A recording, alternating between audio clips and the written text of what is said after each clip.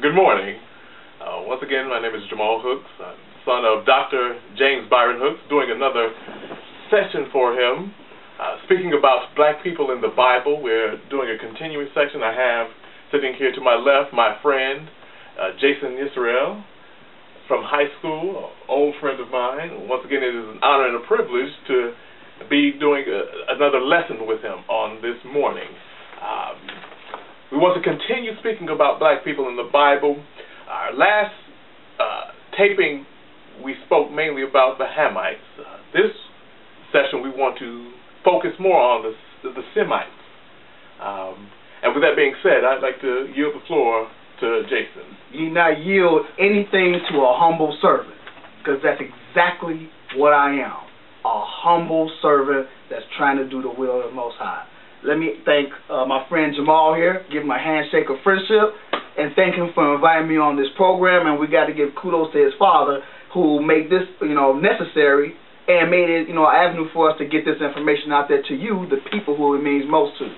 Like Jamal said last week, we dealt with the Hamites and a little bit of the Japhethites.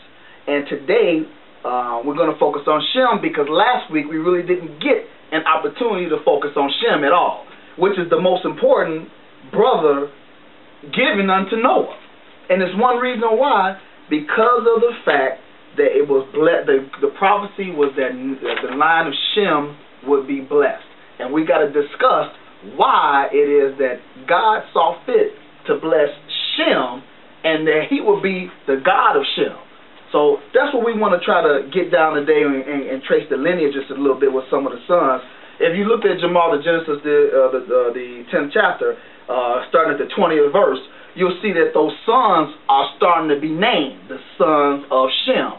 And if you look at them, even a lot of black scholars don't really understand who these brothers are. And I do say brothers. Don't understand who these brothers are and where the nations they end up settling in. Because, Jamal, look at the scriptures and look at your map. I'm pretty sure you'll be able to see where these brothers landed. See, after the ark settled, and the places that they landed, if you look at the sons of Shem, as according to what is written in Genesis, the 21st chapter of the 10th verse, I'm talking the 21st verse of the 10th chapter, it says, unto Shem also the father of all the children of Eber. Now, how come he started with Eber and didn't go back to Shem? See, I'm sorry, how come he started with Eber? You see what I'm saying? He said unto Shem also the father of all the children of Eber.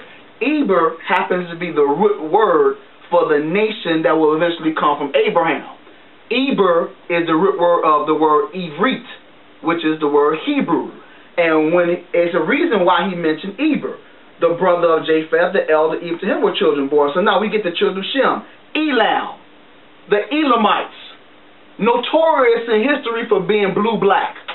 Look at the region in the map where they come from. You see all these regions around Persia, ancient Persia, Iraq, Iran, all places now that have what we call Arabs, or Arab people, Arab-speaking people, or people of the Middle Eastern countries. Exactly. But the makeup, Jamal, is what we need to talk about before we get to the rest of the sons. I'm going to let you vibe in and take it away as you will, brother. Well, the thing I've always seen is, you see you brought up the Elamites. Elam, from the country of Elam. Exactly. We have Asher. Well, who do you think come from that? The Assyrians, Luddites. I don't have the Bible, but I had that map in that shows the table of the nations just in the area of the Fertile Crescent. Do you happen to have I have one, but yours was so much more colorful. The map where the brothers ended up in. You see, here we have the table of nations. Oh, yes, they do. I'm sorry, brother. Here they are. Here you go. Arphaxad, Elam, Persia. We also have Aram.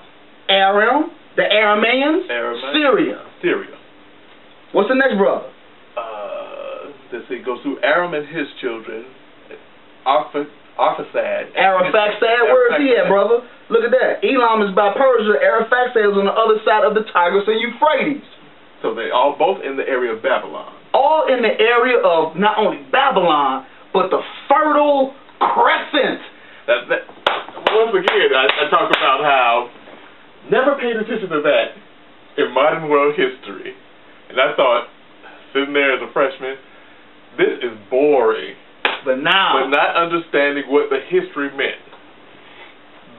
Modern world history spoke of the Bible. We studied the Fertile Crescent. We studied Greek history. We studied Roman history in modern world history. And I did not understand the significance of what I was learning. Exactly. But things come back to my memory from that class.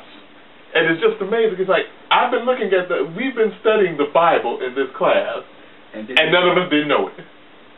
You know, and that's why it's important, our children, to learn these things. Just to get the understanding of, we can't just take what we learn in our school. We have to go forth further, go forth deeper. This is going forth deeper. Exactly. Knowledge that I was given in high school and had no clue that I was actually learning the knowledge that's in the Bible. As you said last week, the first 5 books, the Torah, that's history, as well as the law. That's history. And we don't understand it. Christians don't even understand our history in this book. But we go in on Sundays and listen to the preacher preach, and don't read it for ourselves. Exactly. I've always asked the question, why? Why are things the way that they are? And that's what led me to do more studying, to study, well, why do we all settle in these nations? But let's continue on. We could sit here and talk about that right. until the day is long. Once again, going into Aver, where we get the word Ivrit, the root word to the Hebrew. Exactly. So when we go from Eber, which will be the root word of the first Hebrew, that is why in Genesis 14 and 13, the very important statement about Abraham's lineage comes into play. Because of Eber, that is why it was said that Abram the Hebrew. He could not have been the Hebrew unless Eber and his descendants were also Hebrews. So it's the root word and the nationality and then the point of the land where they were at. I mean, you make an excellent point. We always think when we read tables of nations of them just as people. Instead of, perfect example, United States of America. Obviously that's not named after a person. Exactly. Great Britain, that is not named after a person. Most countries we are used to be articular in their countries' names. These tribes, these countries are named after people. We have Asher. We have Elam, the Elamites. If we were to go to a little further into history, we have the sons of Lot. Right. The Ammonites and the Moabites. See? They were named after people. Everybody originated from one stock. Israel is after someone's name. Exactly, the entire nation. And so it continues. We need to look deeper into that. People need to read deeper into that information, that knowledge. That most of the countries that we get in the Bible, these are named after people. We can continue on speaking of this about the sons of Shem. Should we go further, even further? We can go through each and every son, and we will come out after now. During this time of the program, you should be able to see that each son, and we can go to Hadoram, Uzal, Obal, Abimael, Ophir, Havilah, all of these brothers occupied a portion of the earth after the flood and became a nation, a tribe amongst themselves. And if you read verse 30 and 31, it says, and their dwelling was from Misha. Well, in order to understand what Misha is, you have to find yourself a map and do some investigative studying to find out where that land is. As thou goest unto Sephar, a mount of the east.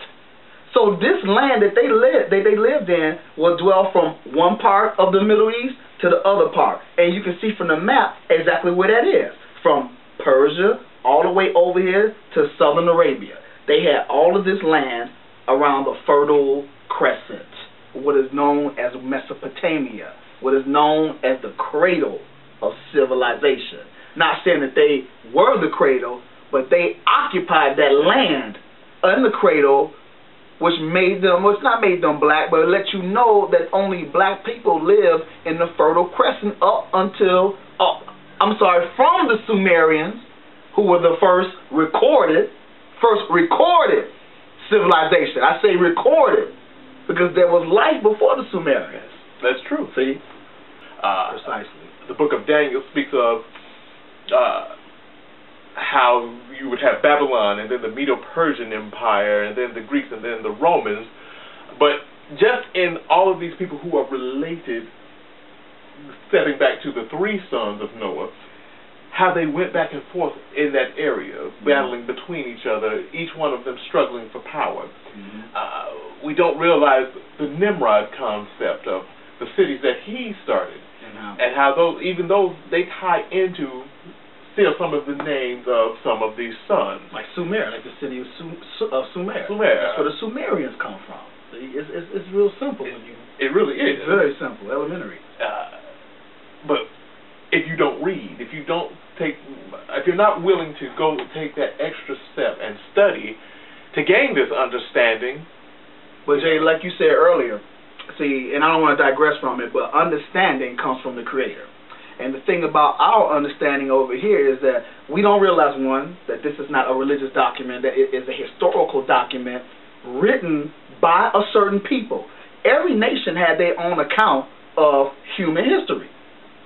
That's why you find the cuneiform tablets of different nations, and you have the Epic of Gilgamesh, you have the what's called the Lunasata, and with the cuneiform tablets of the Assyrians. You got the so many different epic stories of creation or the flood, and this right here, what we call Bible, is simply the Hebrew history account. This is the account of human history from the Hebrew Israelite perspective, because it was given to Moses, and Moses was given the revelation from God of what happened on the day that these events happened. Moses wasn't there when Adam and Eve was created, but in Genesis 5, didn't he say, in the day that they were created? This is what happened on that day. And he's giving you that account of what happened on that day. But Jay, when you come into another country's land, when you are forcibly taken, and I want to accentuate this point for the viewers, when you come into another person's land forcibly now, you're taken from another continent where you serve God the way that you had served for many other centuries. Now you're brought over here into this country and you're introduced to a foreign form of worship. That point has to be accentuated because the effect of the slave trade is little known. The effect, the psychological effect, and mostly the spiritual effect of having this book torn from you. See, you can't expect the people that brought you over here and did you wrong in 99 different ways to find the one thing they're going to give you is the truth about God. Would that make sense? Beat, rape, kill, steal, plunder, and devise a system of mental slavery. I mean, they didn't just sit back and just do that. They sat back and thought about this. Do you think that they would give you the truth about the scriptures? We already know Jerome had a big hand in writing the Bible, and he took stuff out and put stuff in. Why did he do that? He did that so that the sons of this book will be confused and the truth would not come out. So we need to reevaluate not only the people in the scriptures, but we got to evaluate how we see the scriptures, how we read them in order to get understanding. Like we talked about last time, your father is an English teacher. You can't read a book and not understand the characters. You really can't. You can't.